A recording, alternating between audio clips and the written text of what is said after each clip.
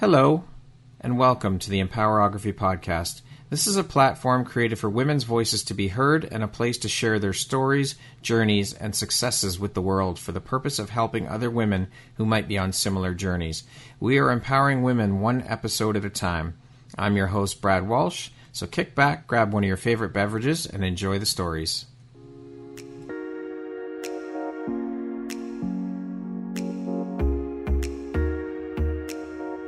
If you're looking for jewelry that makes an impact on your self-care routine and your style, Empowerography would love to offer you a discount code to one of our exclusive partners, Quartz and Canary Jewelry and Wellness Company.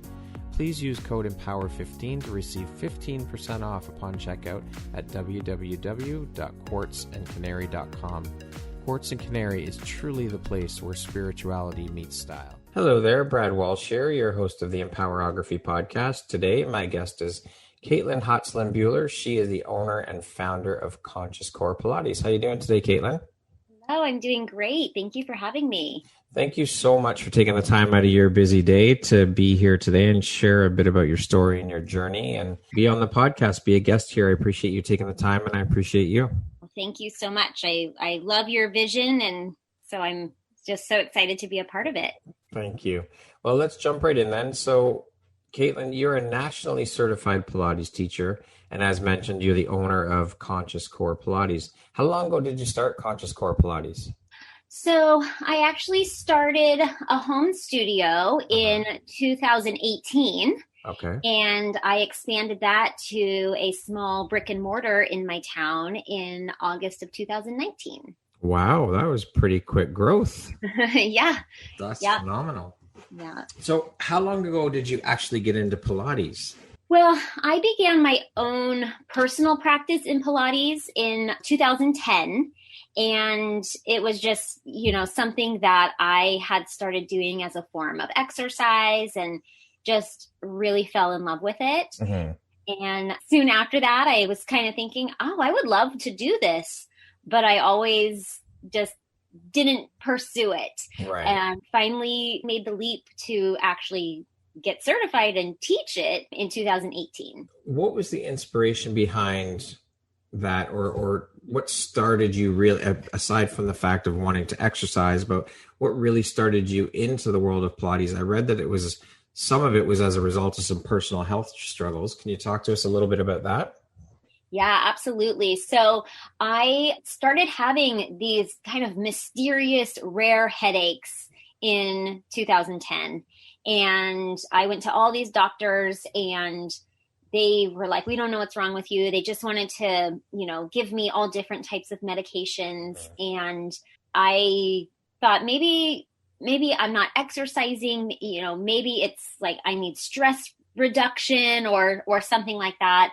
And my sister-in-law lives in the same town as me. And she's like, hey, let's try Pilates. And so we started going to Pilates together. And within 2 weeks, the headaches went away. Wow. And never came back. And I just became this firm believer in the power of movement and moving your body to help heal. That's incredible. Just within 2 weeks, they're gone. No more headaches. And they've not returned since? They have not returned since. No. That's amazing. Other health struggles in the in-between, but not the headaches. And Pilates was always my constant through all the health challenges that I've had over the years. Really? And been really the only thing that has kept me feeling strong and focused, which is why I turned it into my career. Amazing. And you attribute all that to movement and exercise? For me, yes. I see it in my own clients too, but the power of movement, the power of, one of the things that I truly love about Pilates is I tried to do yoga, and yoga, everybody said, oh, you're stressed, you need to do yoga. So I tried to do yoga, and it would give me panic attacks because I couldn't quiet my mind enough to actually focus on the yoga. And Pilates, I had to focus on my body. So that became my meditation. That became my moment of calm, my moment of introspection, and almost like my prayer was that focus on my body, how it moved, where it was moving from. And I think that was really a huge component of the change I felt from Pilates, was that was the stress release. It helped me just, come into my own body, come into the moment. And then just the strengthening of all of the muscles, big and small, kind of just changed the way I moved, the way I was able to do life and carry myself and all of those things. I just was like, this is my thing. I love Pilates and I want other people to do it too. So amazing. So how do you think these experiences and struggles then have helped shape the Caitlin you are today? Oh, that's such a great question. I mean, I think back to, all of the challenges that I've had over the years. And I think that, first and foremost, the value of our health. I think we take it for granted when we have it, and you don't realize how important, caring for yourself and how important just health in general is until you don't have it. Yeah. And so I think that has been one of the biggest things that's shaped me, is just to be, more conscientious about how I personally give to my body and how I help others think about giving to their bodies. Even my children, I have conversations with them about, taking care of themselves and,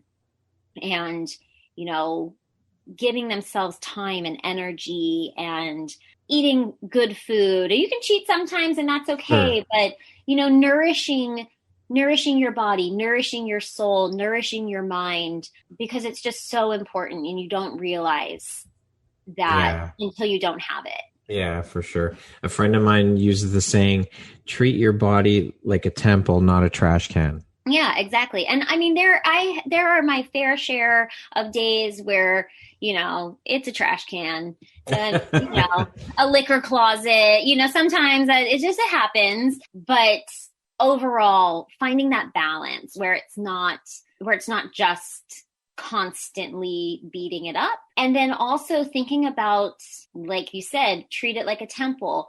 That's very holistic. It's not just the food you put in your body. It's the mindset that you have. It's the way you move. It's the relationships. It's all of those things that go into, caring for your health in all aspects. For sure. 100% agree with you. Just to shift gears a little bit here, how has the current world climate affected your business and what you've done, and what have you done to pivot and roll with the punches, so to speak? Well, it's been a bit of a challenge, for sure. To say the least, I'm sure. Yeah, to say the least. As I mentioned, I opened my brick and mortar studio in August of 2019, and it was growing and really doing well, and then shut down on March 13th of 2020. And it took me a moment. I will not lie. I took about 2 or 3 weeks of kind of depression and bumbling around of like, wait, what just happened? Huh? And then started to say, okay, well, this isn't going anywhere. What do we do next? And I did try to move some of my clients over to, virtual one-on-ones and the Zoom calls and do the virtual classes, which it worked, but a lot of my clients didn't move over with me because they had ailments that they didn't feel comfortable enough kind of doing the moves without me there supervising. And also, so many other people were going through challenges as well. And then also, all of a sudden, I became a school teacher. I have 2, young kids, a third grader and a kindergartner.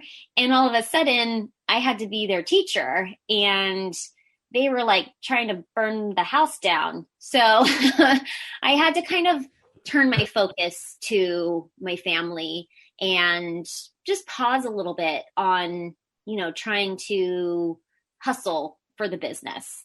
And that actually taught me a lot and has really led me to where I am now, where I feel like it helped me prioritize to say, okay, I can give myself to my business, but I also need to give myself to my family. So I need to prioritize them a little bit more. Right. It helped me think about the value of my time more. And so the way that I have now coming out of it, adjusted my schedule so that I have time to work with clients, also work on my business, and spend time with my family and my kids. And then on top of that, I realized that despite always having this passion and kind of this focus for, working with pre and postnatal women, I still was kind of trying to be all things to all people. Right. And given my limited resources and time and my passion, I decided, hey, I really want to go all in and focus on this area that I truly love. And so it helped me really just, focus and build relationships in this area that actually feeds my soul. So I think those are kind of like uber things that happened in the past year. And then of course, like the logistics of like thinking about an online program instead of, in-person sessions or, building free content on social media so that, people could just move their bodies when everything was shut down. Just so much has changed. I actually, with all the challenges of the last year, I don't know, I almost wouldn't take it back because I feel like it pushed me forward into an area that I don't think I ever would have gone if I didn't have to. Yeah, it sounds like there's been quite a bit of good and silver lining there for you too, because it's also, as you mentioned, enabled you to narrow down and focus your business more and think outside the box and come up with these ideas and ways to continue moving on with the business. So as hard as it's been for business owners, I think there's also been quite a bit of good and silver lining in a lot of this horrible situation. And that's how we have to look at it instead of dwelling on the negative. Yeah, absolutely. I mean, we can't take it back, right? So the only option now is to say, well, how do we move forward? Yeah. And you can't move forward if you have, if you're looking behind you. That's right. 100%. Yeah. So I'm going to assume that your involvement in the health and wellness industry and that you're a huge advocate of self-love and body positivity and self-worth and confidence and women's empowerment and all of that stuff, right? Absolutely. Can you speak a bit about what those things mean to you on a personal level? I think for me on a personal level, I have struggled so much in my past with body dysmorphia. I was an anorexic for years. Wow. Having that history as a part of me, I can't say it's behind me because it's still a part of me. Right. And being in the fitness industry, it's certainly a challenge. And I think what I have personally learned through all of this is that it's better to feel strong and stand tall and confidently in your body where it is now versus, the size. I mean, I think when I graduated high school, I was like, I don't know, emaciated 79 pounds or something like that. And I look back and go, oh my gosh, like I look sick. Why did nobody tell me this? Yeah. But at the time I couldn't have gotten any smaller. And so I have learned like, it's okay for your body to take up space because you know what? You are meant to be here. You do not have to shrink yourself. And like, I am the strongest I've ever been in my entire life. And my body's changed, certainly. I've had 2 children, but I am the most confident that I have ever been in my entire life because I can do life. Like, my body does what it needs to do for me. And then going back to that earlier question about just health in general, I was so sick a couple years ago. I had really bad digestive ailments. I had ovarian cancer. I was very, very sick. And at one point, again, not because I was an anorexic, not because I didn't want to eat, but because I literally, the more food I ate, the more my body ate itself, got down again to like 82 pounds. And Jeez. that was kind of one of the tipping points for me to move into this career and change my career really into health and wellness, into the Pilates area. And it reminded me that you have to give to yourself, and to give to yourself, you have to love yourself. For sure. You have to think that you're worth it, and you are worth it, but it's a mindset. It's a complete mindset shift. And when you embrace those aspects of, loving yourself and your body and all you represent today, and thinking about your body as what it can do versus how it looks, is so empowering, because all of a sudden you're like, well, I can take on the world. I'm here, and I am here to do things. And not only do I want to do things, but I can, because my body works for me. That's it. That mindset piece is such a massive piece of the puzzle. And so many people get stuck in that negative mindset, and that they don't love themselves, and they don't believe in themselves, and it's a horrible, horrible place to be. Yeah. Well, and it's hard to shift though. It is hard to shift. And I'm working with new moms, and society for the most part, it's shifting, but society for the most part tells them that, oh, you had a baby, you have to look like you didn't have a baby. Like cool, bye, get your body back. Yeah. And I'm constantly reminding women, holy hell, you are a goddess. Like, you are amazing. Your body grew a human. Yes. And birthed that human, brought life into this world through your body. Wow, you are amazing.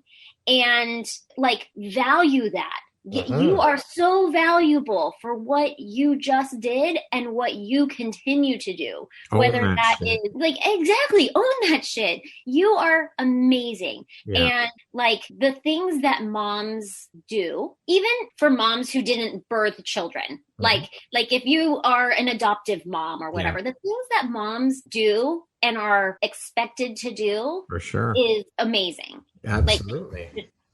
Mind-blowing.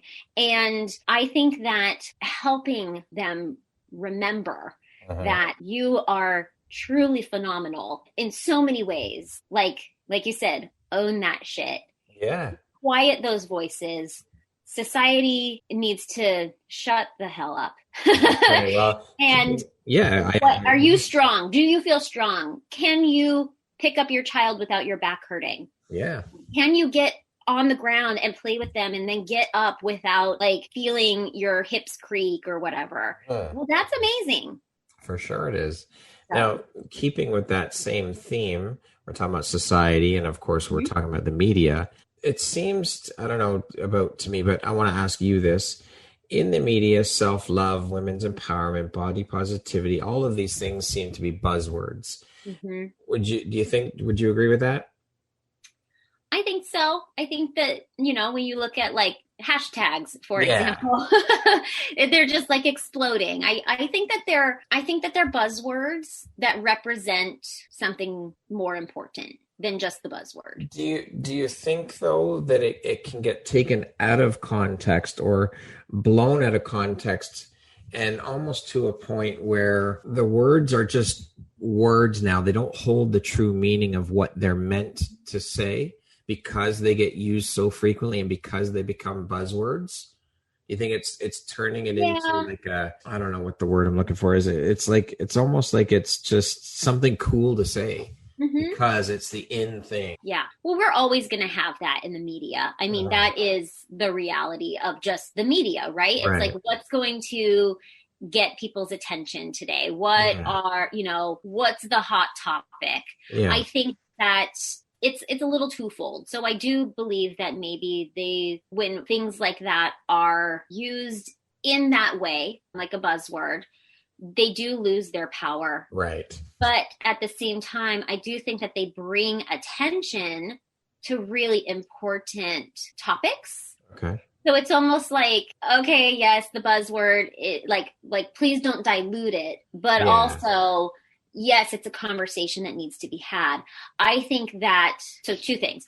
I think that the experts in the field need to take ownership of helping to break down those buzzwords and into more digestible, understandable, tangible things. So like I said, for me, it's not about just self-love.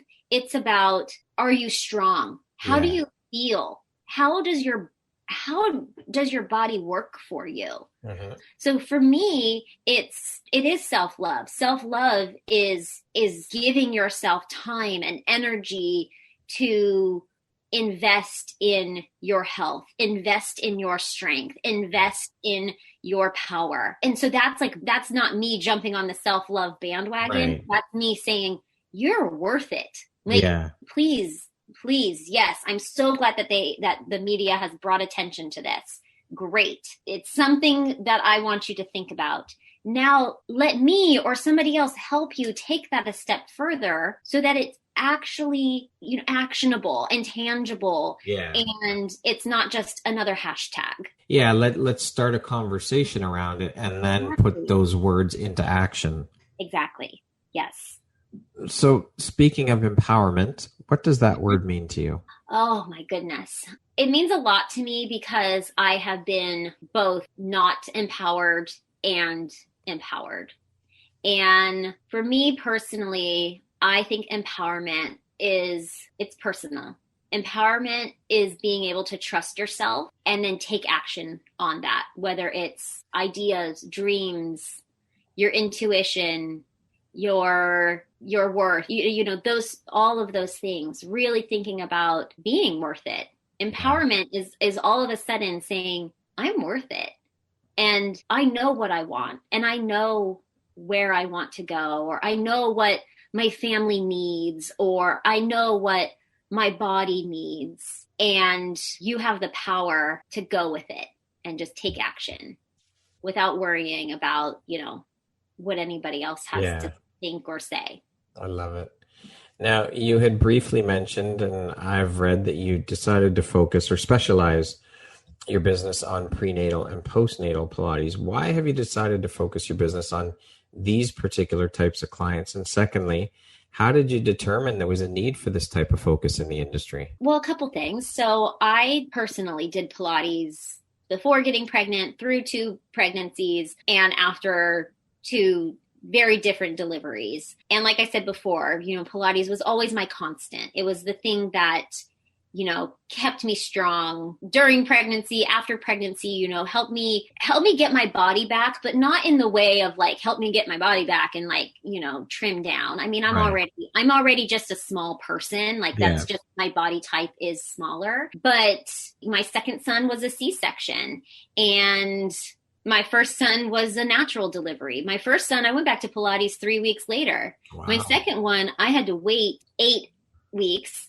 And that was fine. I listened to my body. I didn't feel like itching, rip roaring, ready to go to get back to exercise because I knew like I'd gone through, a major surgery. And so I had that personal experience from it of just, it helped my back pain. It helped my sciatica. I slept better. I felt I wanted to eat healthy food, all of those sorts of things from that personal experience. So right when I started my Pilates training, I knew that that was an area that I wanted to serve, whether it was, on the side or like my primary focus. I always knew that, I wanted to be able to help, pregnant and postpartum women, just from my own personal experience of how powerful it was. The thing that really got me focused and say like, nope, this is the thing, is my very first client who I was doing my training, and she was another mom at my kids' gymnastics class. And she was like, "Ooh, I love Pilates. I'll be your first client." And so I was just trying to get hours at this point. Yeah. And the night before our very first session, I texted her and I said, "Hey, do you have any injuries that I should be aware of?" And she said, "Oh yeah, I have a diastasis recti." And I was like, "What is that?" And I'm like, "Okay." And so like mad dash to like do this insane amount of research. Yeah. First of all, I have had 2 babies. I should know like what a diastasis recti is. No clue. And so I'm doing this mad dash to do research on like what it is and what it means and all this stuff. And like the information was so limited, but also at the same time, I was like, why do I not know about this? Yeah. Like, why do more women not know about this? And then I found one woman who it was a Pilates instructor, and she specialized working with postnatal women and particularly with diastasis recti. And so for the next day's session, I like did what I could.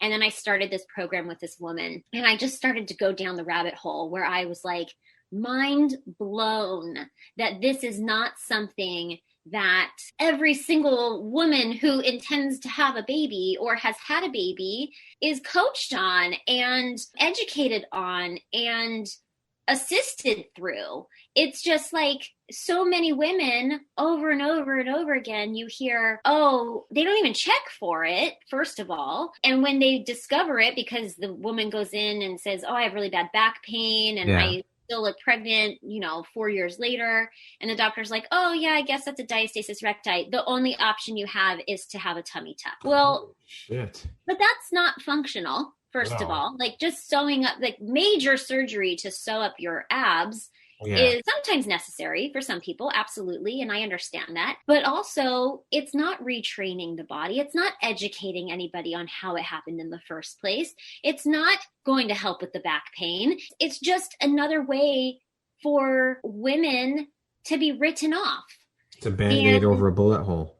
Exactly. And just to shush them away and shush them up. Here you go. This is the solution. This is all we can do for you.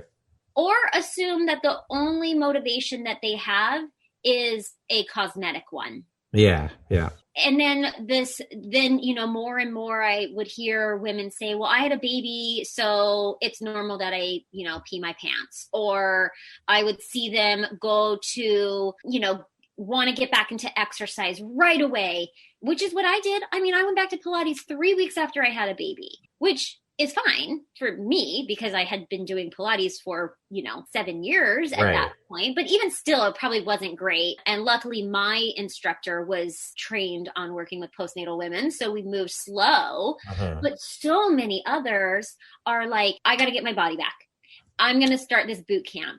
And what happens is they do more harm than good because they're not educated. They're not, they don't have a partner in health, and they're written off by their doctors, or they're told that, oh, well, you're a mom now, sucks for you.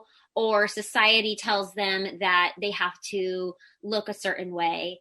And all of those things made me say, I called bullshit. I call bullshit. And I vowed to be part of the solution. And that is why I have, built my business around this area, because there's such a huge gap. And I feel like moms are so underserved, and we need more resources. I wish I had it. I didn't know. I have a hernia. I have a diastasis recti. I have pelvic floor issues, like all of these things, because I didn't know. Nobody told me. That's crazy that women are just discarded in that way by the health system. That's insane. Mm-hmm. I mean, it is insane, right? It is. It is, because these women give birth. I mean, women give, like, that in itself is a fucking miracle. Yeah. And that's mind-blowing to me.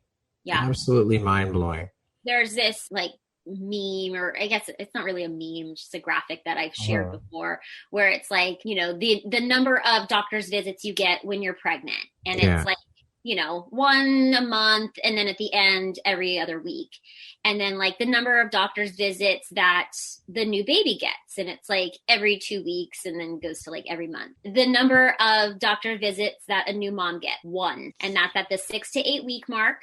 Yeah. And they basically poke around on your stomach. Yeah. You go, yep. All right. Looks good. You're done. See you later. Yeah. No, you're done. See you later. Great. Awesome. You can resume all normal activity. Wait, what? Shit. And this is why women go, well, I'm 6 weeks postpartum. I'm going to go train for a 5K when they've never run before in their life. Yeah. And then they wonder why they feel like their insides are going to fall out of them. Yeah. And I'm not a pelvic floor PT, but I refer out to pelvic floor PTs. And then I work in partnership with those pelvic floor PTs. And I'm educated on working with moms on how their core works and what exercises they can do to help rebuild it. And, we're going to avoid for now, but we can get back to, because we're going to work you up to that, because our ultimate goal is for you to be strong. Yeah. And that's important to me. So this is why I'm just so passionate about it. It's like I could go on forever. I think it's incredible the work you're doing because it's so freaking necessary. And no one else, I don't mean no one else, but the health system isn't helping to educate these women who are new mothers. And like you said, they're jumping right into running 5K marathons and all of this, and then wondering what the fuck's happening to my body. I think it's very incredible the work you're doing, and it's so necessary. I think more people need to get into educating new mothers on all of this stuff. Yeah. I agree. And that's where it's like, I am dedicated to being part of that solution, even as small as I am. If I can help, a handful of new moms feel better and do life easier, then that's a win for me. Obviously I want more, but of course. It's baby steps, because it's hard. It's hard to break a narrative that's been so ingrained through generations and through a medical community that exactly. That's the problem right there, is the medical community not educating. So kudos to you for doing the work you're doing. I think it's incredibly inspiring and amazing. Thank you. Thank you. I love it so much. It fills my soul. I'm sure it does. So what were you doing for a living before making the jump into entrepreneurship then? So I had a 15 plus year career in corporate marketing and communications. I have a master's degree in journalism, and I was climbing the corporate ladder. I was a high achiever in my business. Well, not my business, in your role, my company. Within the company. I was taking on insane projects, very high profile projects, even as, even being young. Like I was taking, my late 20s, I was taking on these huge projects, working with the CEO and the chief marketing officer and doing full rebrands. And I liked it. I'm good at it, but it broke me. And just, for example, I took on the biggest project of my career 2 days before I collapsed in my office when they found that I had a grapefruit-sized ovarian tumor. Holy shit. And so I was rushed to the hospital, and they did major abdominal surgery to remove it. And a week later, I got the call that it was cancer. They didn't know it was cancer at the time. A week later, I got the call that it was a cancer. 2 days later, I went back to work on the biggest project of my career to that point, which was doing a full rebrand of a very large global organization. Was a very, very big organization. Like 85,000 employees at the time. Holy. And I went back to work 2 days later. That's insane. And was working 80 plus hours a week. I had just had major abdominal surgery. Exactly. I had a 9-month-old son that was nursing. My husband's in law enforcement, so he is gone at night. And I'm working this 80-hour-a-week job because I was transitioning my other project that I was working on, and then taking on this like whole new project that had never been done before. And which is flattering, right? My ego was very stroked on this one, because they were like, oh, the only person who can do it is Caitlin. And it's like, oh, wow. Okay. But at the same time, like really not great. At this point, I didn't even know if that like if I still had cancer, if it had spread, what treatment I was going to have to do. I had no idea at this point. Literally, I had found out, oh, by the way, that tumor was cancerous. And so I worked my ass off on this project and went back into the office after like 4 weeks because I had been working from home because I couldn't drive or walk. Yeah. And my boss was like, you look like shit. And I'm like, oh, no, duh. You think? Yeah. And that was just the very first time. I mean, that was just the very start of all of the challenges that I had, because then after that, I had another surgery and found the cancer had not spread, which was amazing. Yeah. But it was a whole nother abdominal surgery. And then after that is when I started to have the really bad digestive issues and was so sick and vertigo and nausea, and all the doctors were like, well, sorry, it's not your head. There's nothing wrong with you. Oh, sorry, it's not your toe. There's nothing wrong with you. And so it was just this long journey of that while I'm still trying to work, 60 to 80 hours a week. And so finally, it was in 2017 when I was like at the lowest point of this like digestive health hell. I had just had a miscarriage of our third. My hair was falling out. I weighed 82 pounds and I was working insane hours. I was working in events at the time, and I was only supposed to travel once a year, and I was traveling every 6 months. Wow. Or not 6 months, every 6 weeks. And I just said, you know what, I can't do this anymore. And I quit. I quit like this amazing paying job that was sustaining our life and our family from a financial standpoint, but I was dying. Yeah, it was sucking your soul. Breaking. It was my soul. It was every bit of me. I was broken. I mean, even my husband said he would come home from work and get really close to me and be like, is she still breathing? Yeah. Like, every day he'd walk in the house and go, I wonder if she's still breathing. Wow. And so it was just like no amount of money, no amount of like ego stroking, no amount of accolades was worth it anymore. Yeah. And so I had to go. And then that was at the point where I said, you know what? I always wanted to be a Pilates instructor. I, have put it off for years. I want to do this. I thought it was just going to be a little side gig. I started doing it. And then I was like, oh my God, I love this too much. Uh-huh. And, when you put that into this jump into entrepreneurship, I never would have described myself as an entrepreneur at any point in my life before that. And now every day I wake up and I go, well, if my husband says something, I go, well, that's the life of an entrepreneur. Like, I actually identify with that now because I feel so inspired to take action. We talked about empowerment. I am empowered to take action and do amazing things with my ideas. I love it. Because I cut that cord of hell. Yeah, no kidding. That's exactly what it was. It's unfortunate that it took you that long and hitting rock bottom health-wise and self-care wise, but sometimes the universe whispers and we don't listen until we get hit in the back of the head with the 2x4, and then it's like, oh shit, I guess I'll wake up and take notice here. Yeah. Oh, there you are, universe. Yeah.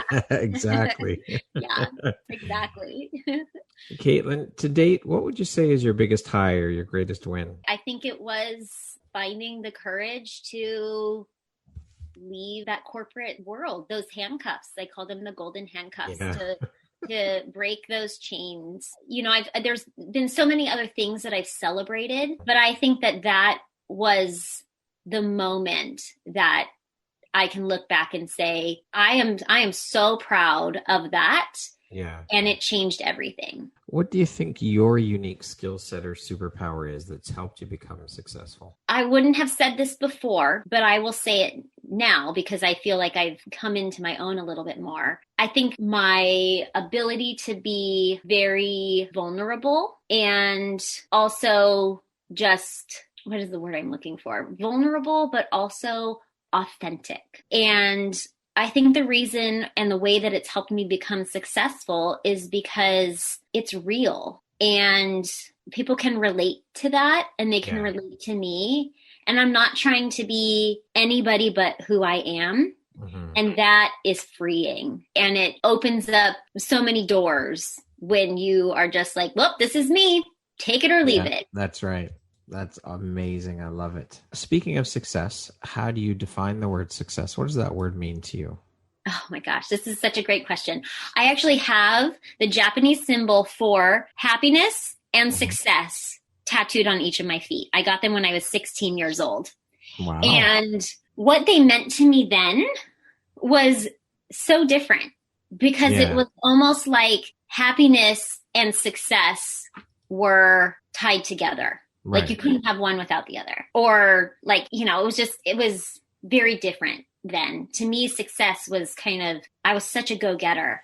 And it was that financial success. It was being able to prove myself.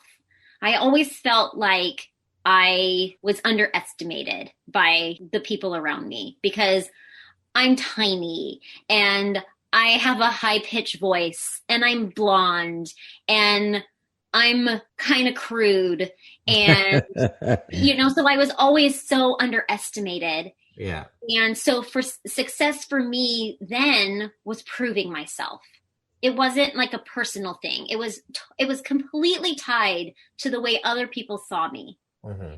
And I would say success today for me is being able to do what you love that fills your bucket in a way that also allows you to live your life. Beautiful. I love that definition. It's funny how things change over the years. And I mean, you can attribute a lot of it to, I guess, maturing and growing up and, learning things and gaining wisdom throughout life. But it's just funny to look back on the way you think of things when you're younger as opposed to now. Yeah.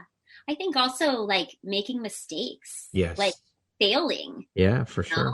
Mm-hmm. All of a sudden you like do something wrong. Like I always say, I wouldn't take back anything in my life. I don't regret anything that I've done or decisions I've made, even the bad ones, because they led me to here. They led me to the person I am today. And I will continue to make bad decisions. I just don't know them yet. Yeah. Well, we're human, of course. Exactly. But, the way things have changed over the years is, that maturity. And it's also like making the mistakes and going like, ooh, that was a bad idea. Yeah.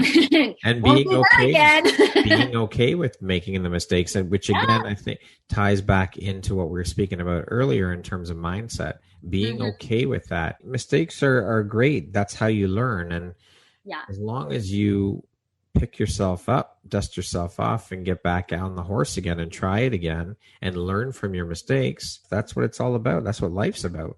Yeah, exactly. I couldn't agree more. What makes you feel inspired or like your best self?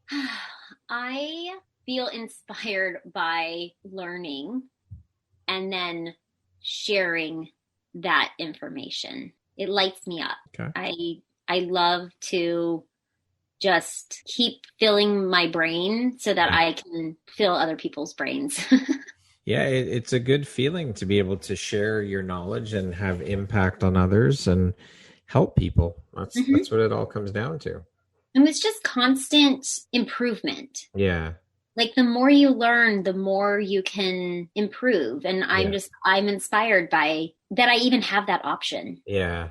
Yeah. It blows my mind sometimes because I've met people along the way through my journey that have knowledge or gain knowledge and they refuse to share it. I was like, what the hell is wrong? Why would you hold that so close to the vest? If you share, everybody benefits. Like, why wouldn't you share? But I know I'm thinking of one person in particular at one of my jobs I worked at, and it was all out of fear for job security. Because he figured if he shares his knowledge with someone else in the company and they learn how to do what he does, he's expendable. Yeah. Which is an insane way to think. It is. But I mean, again, that's all about... Because, maybe other people have the same information and the same knowledge, but no one else is you. That's exactly it. And that speaks to the competition mindset. Yeah. which is a whole other ball of wax. Yeah, exactly. I'm about the partnerships and working together to like make things better. And Yes. nobody else is me. Oh God, That's nobody. right. I don't think anybody else would necessarily want to be. So, and that's why people who come to work with me choose me. Yep. Say, you know what, Caitlin's not my cup of tea. And that's okay. Like, I don't need to be everything to everyone. And you're not going to be, not everybody is going to be your ideal client. So no. And again, back to the competition mindset, is like, there is more than enough work for everybody out there in whatever business you're in. Yeah, absolutely. Whatever business you're in. Yeah. It's just sad that people feel that need to hoard knowledge and don't want to share it for fear of whatever it is that's plaguing their minds. It makes me laugh.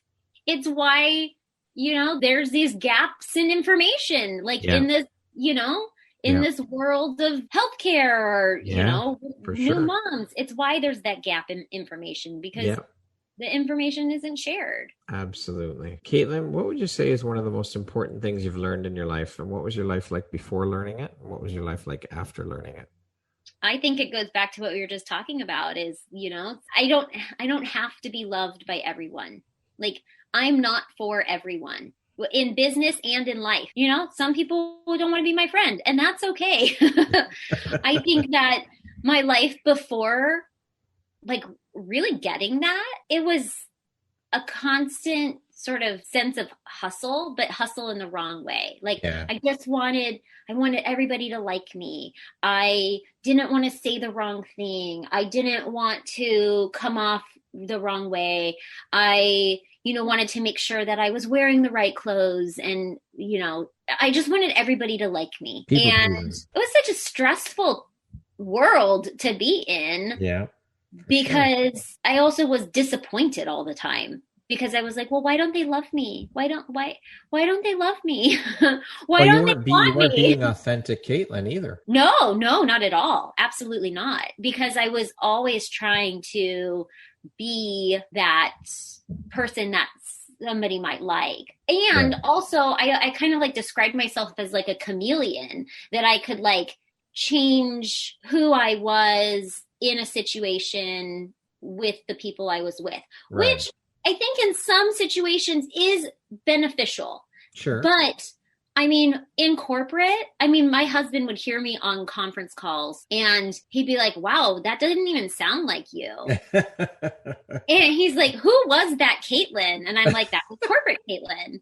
And now, like, I think this is one of the things I love so much about just like having my own business and being my own thing, is like, I cuss like a fucking sailor. I love it. And it's okay. And if you don't like it, too bad. If you don't like it, too bad. And somebody was saying like, oh, brand partnerships, they might go to your Instagram and see that your content has cuss words, and that's a no-no for a lot of brands. And I'm like, well, then that's not a brand that like would want to work with me, because that is me. Yeah. And like, that is me. Yeah. And so I think my life now it is more authentic. It is more freeing. And I'm less disappointed all the time, because it's like the people who want to be around me are the people who really want to be there, because they actually like me, whether that's in my business or my friendships or anything else. Yeah. That it is because they are like, that's Caitlin. I like her. And she's cool. Because she swears, that doesn't define you. But I mean, there are certain situations where, of course, you're not going to walk into a room and start cussing like crazy because but you have a filter, you know how to filter that. But you're not going to also not swear in certain situations just because it might offend a person or two. This is who you are. You have to read your audience, of course. That's an important learning in life in general, is read your audience. Sure. But also don't change yourself to be something you're not. That's right. Because you want validation or, love or... Yeah, whatever the case may be. Whatever it is. Yeah. Caitlin, what would you say is one of the best pieces of advice you've ever received? I think that it would be that you have to kind of start at the start. You start at the start, You build the foundation, you put in the work before you can move up to that next step. Like if you think about a pyramid, you want to build that foundation. You want that strong foundation before you kind of go to the next piece of it. Yeah. And I remember when I got this advice, I was an intern in undergrad working for a local chamber of commerce. And I was so frustrated that they weren't giving me more hard work, that they weren't like wanting me to, do the more, outward facing things and the things that were going to give me, more accolades and that sort of thing. I was so frustrated. And I remember going to like the VP of communications going, am I not doing a good job? Like, why will you not let me do this? Or why will you not give me that project? And she was like, Caitlin, you're still learning. Yeah. Like you have to learn at this level before you can take all of that you've learned and progress to the next one where you're going to learn some more. And then you're going to progress to the next and you're going to learn some more. And at each of those layers, you're going to take what you learned previously. You can't just skip it because then you will, like all those learnings add up to success. For sure. And I mean, I've skipped ahead of a lot of things. Like I have zero patience at zero. And I come back to that very often because it's building your own learnings. It's building your own experience. It's building your credibility. And then you can do more and be better and serve people and serve yourself by like saying, like not skipping all the steps. Yeah. Because then you have to go back to them anyways. And you're like, I should have just done this from the beginning. Exactly. Caitlin, what do you think the most common reason for people failing or giving up is? Oh my gosh. I don't fail. No, I do. I fail. I try not to fail. Like it's just, for me, it feels like it's not an option. And I think that it's that lack of trust in yourself and your value and what you have to offer or do that you give up because you just don't think you're worth it. You don't think that anybody wants you. Yeah. And I could have done that last year when no one switched over to my virtual sessions. I was like, oh my gosh, I missed out. I missed out on the curve. Everybody else has these successful virtual sessions. And I so easily could have been like, well, you know what? Never mind. Maybe I'm just not meant to teach Pilates. But instead I was like, no, fuck that. I have a purpose here. Yeah. And if those people don't want to work with me, I'm sure I will find other people who do. And I just have to keep going and pivot and change. And I think it's just you get in your head and you almost talk yourself out of things. Yeah. I think that's how people fail or give up, is because they talk themselves out of it. Self-limiting belief. Absolutely. Yeah. What's your personal motto? I have two. Okay. One of them is keep smiling. And even, which is funny because I have so many posts on my Instagram of me crying, especially last year. But I think it kind of goes along with that, like the Dory motto, just keep swimming, just keep swimming.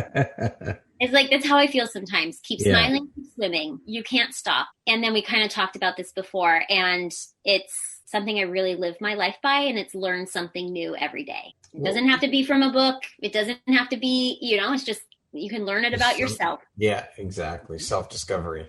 Absolutely. What is one of your biggest failures, or we'll call it life lessons or teachable moments, and what did you learn from it? Again, I don't fail. No. Oh gosh. What is one of your biggest failures? I think for me, it was putting my career over my family. And what happened with that is that it really degraded my relationships with my children, my young children, to the point where like my 2-year-old would come up and like close my computer and be like, Mommy, love me. Wow. Knife, heart. And I didn't really learn this lesson until last year, when I was home with them and really saw them. I got to spend time with them, not in the hustle of the morning to get them off to school, and not in the chaos of the evening as I was making dinner because I picked them up from daycare 20 seconds before daycare closed, because that was our life before. And last year, all of a sudden we were together and I was teaching them and really understanding, where they needed love, where they were struggling, what their personalities were like, all of those things. And so that's why, like, looking back, I go, God, I wish I had done that better. I wish I had known that sooner. And so, now we're working on repairing that mother-son's relationship, because I feel like I truly see them versus before just they existed as a part of something that, oh, you're supposed to have kids. I had kids, but I was still so absorbed by my career and then my business and then this and that and serving others that I forgot how needed I was as a mom to my kids. Okay, we're going to jump into a little rapid fire section. Okay. Ooh. So 1, 2, 3 word answer type thing for the next grouping of questions. All right. Okay. How would you describe yourself in one word? Crazy. All right. What was your dream job as a child? Lawyer, actress, model. Wow, that's quite the gamut. Elle Woods. What's your favorite stress-reducing activity? Drinking wine. If you came with a warning label, what would yours say? Crazy. There's that word again. If you could teach the world one thing, what would that be? Trust yourself. Money or fame? Oh my gosh. Money. Aside from the necessities, what's one thing you could just not go without? Wine. What's one thing you want but cannot buy with money? I want my children to be proud of me. Okay. Early bird or night owl? Neither. Oh, okay. If you could change one thing about the world, what would you change? I would say the healthcare system. Entrepreneur life is? Really, really hard. That it is. The last book or podcast I read or listened to was? I've been listening to Get Wealthy podcast. All right. And that concludes our rapid fire section. Now back to our regularly scheduled program. Okay. What would you say are the 3 top skills needed to be a successful entrepreneur? I would say grace. Mm-hmm. Oh, gosh. I'm still learning. Remember, I said I would never describe myself as an entrepreneur. Mm-hmm. Passion, and I would say like time management. Yeah. If you could sit down and have a 1-hour conversation with anyone in the world, alive or dead, who would it be and why? Oh my gosh, that's a good question. I've never really thought of this before. It's a good question. It's funny. There's no one I really admire that I'm like, ooh.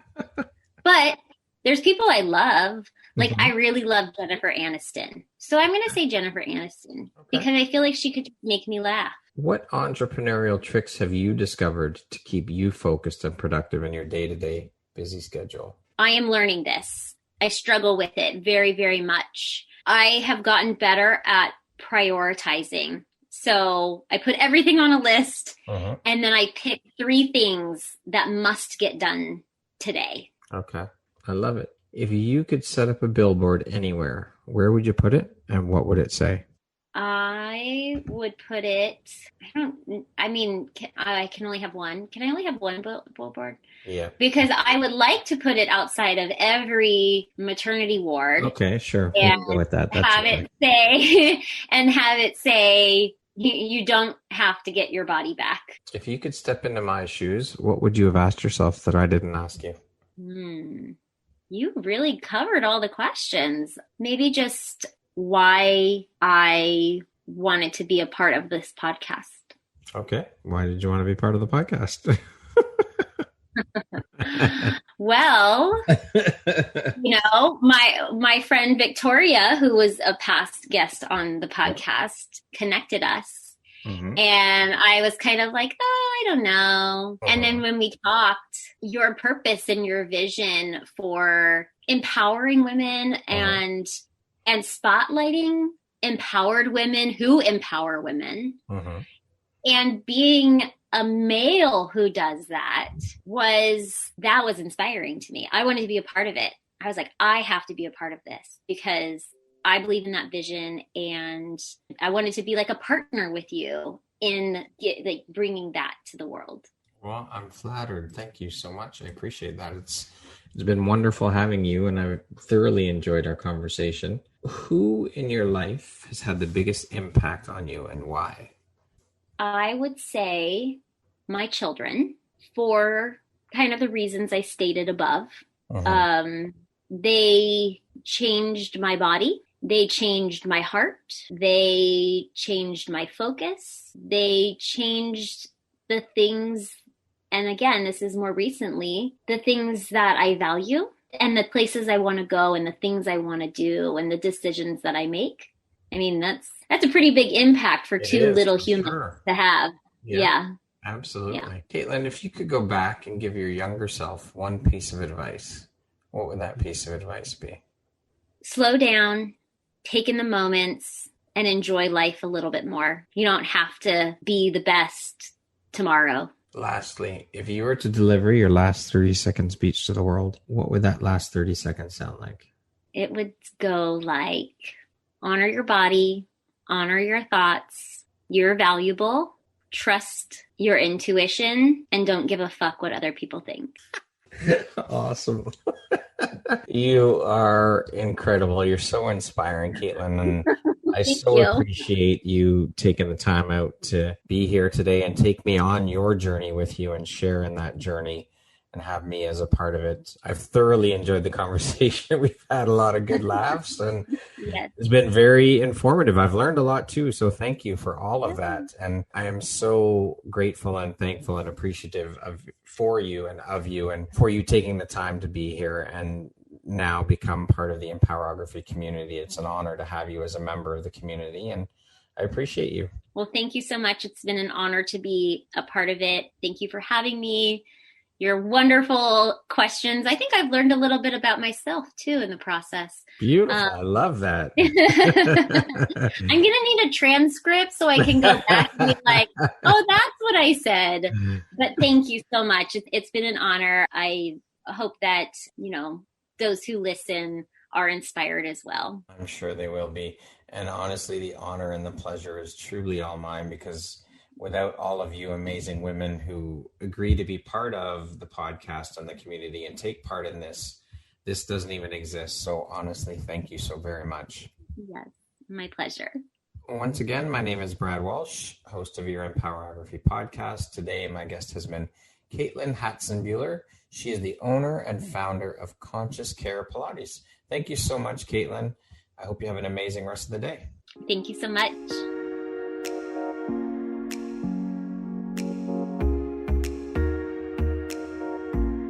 Thank you very much for listening to this podcast. If you haven't yet, please be sure to subscribe, rate, review, and share with all your friends.